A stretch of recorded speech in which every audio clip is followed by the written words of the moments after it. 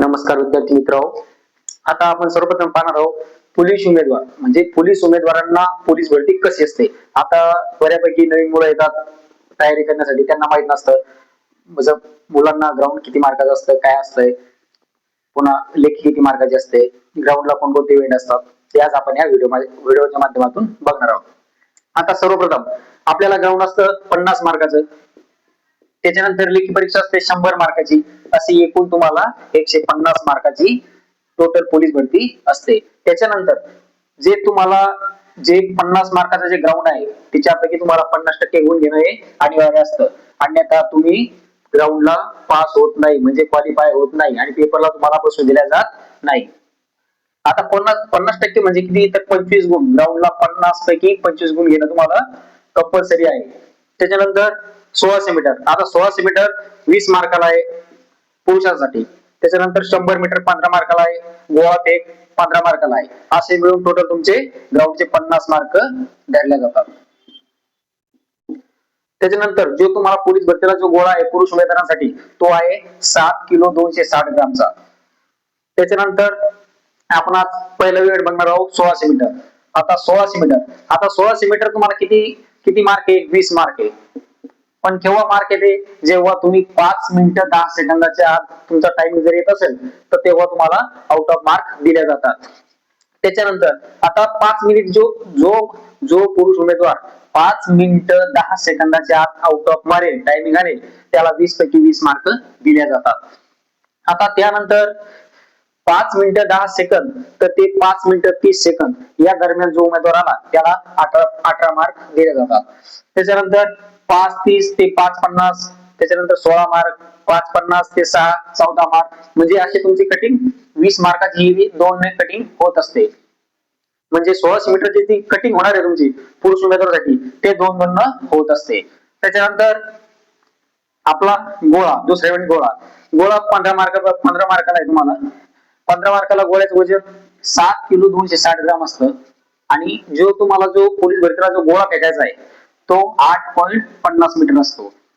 म्हणजे तुम्हाला 15 मार्क केव्हा भेटेल, जेव्हा तुम्ही गोळा 8.50 मीटर म्हणजे 8.5 मीटरच्या पुढे फेकसाल तेव्हा तुम्हाला 15 मार्क दिले जातात.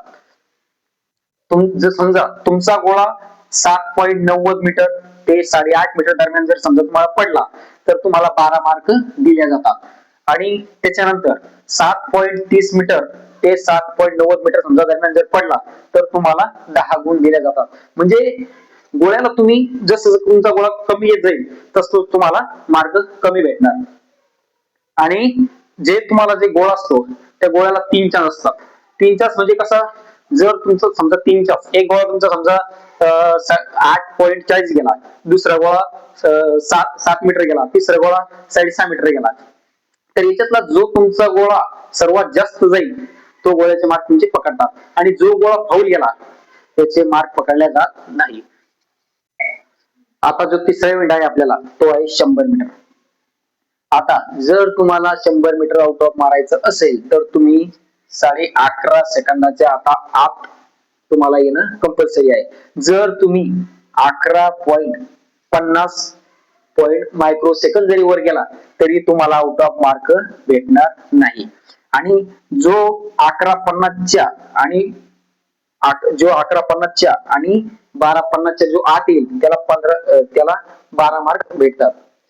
त्याच्यानंतर जो 12.5 सेकंद ते 13.5 सेकंदाचा जो आत येईल त्याला 10 सेकंद मार्क भेटतात.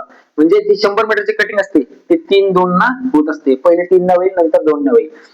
आता त्याच्यानंतर समजा लेखी परीक्षा आहे, त्याच्यानंतर आली लेखी परीक्षा किती 100 गुणाची. तर लेखी परीक्षेला आपल्याला असतात एकूण 4 सब्जेक्ट, मराठी, गणित, बुद्धिमत्ता आणि जीके. त्याचे मिळून 4 सब्जेक्ट असतात. आणि मराठी असतं तुमचं 25 मार्काला, त्याच्यानंतर गणित असतं 25 मार्काला, बुद्धिमत्ता असते 25 मार्काला आणि जीके असतं 25 मार्काला. म्हणजे असा टोटल तुम्हाला पोलीस भरतीला 25-25 पॅटर्न असतो. पण कधी कधी काय होतं, एखाद्या पेपर असा उतरतो त्याच्यामध्ये संपूर्ण 70% जीएस असतं, 30% गणित असतं किंवा मग 50% मराठी असतं, असं काही काही वेळेस होत असतं. त्यासाठी तुम्हाला काय सर्व सब्जेक्ट करणं कंपल्सरी आहे. आता त्याच्यानंतर बऱ्याच मुलांचा प्रश्न आहे, सर यासाठी आपला हेच का, तर एसआरपीएफ ला 100 जे असतं आपलं 1600 मीटर जे असतं त्या 1600 मीटरच्या ऐवजी 5 किलोमीटर हे ठेवलेलं असतं. आणि जिल्हा पोलीसला सेम असतं, फक्त जिल्हा पोलीस जे चालक असतं त्यांना 100 मीटर हे राहत नाही जिल्हा पोलीस चालकला. त्यानंतर कारागृहाला सेम असतं. आता भरपूर मुलांचा प्रश्न असतो, आता नेमकं ग्राउंड झालंय आणि लेखी परीक्षेला नेमकं पात्र कोणाला करतात. तर समजा तुम्हाला जागा आहे, समजा तुमच्या 10 जागा आहे, 10 जागा आहे,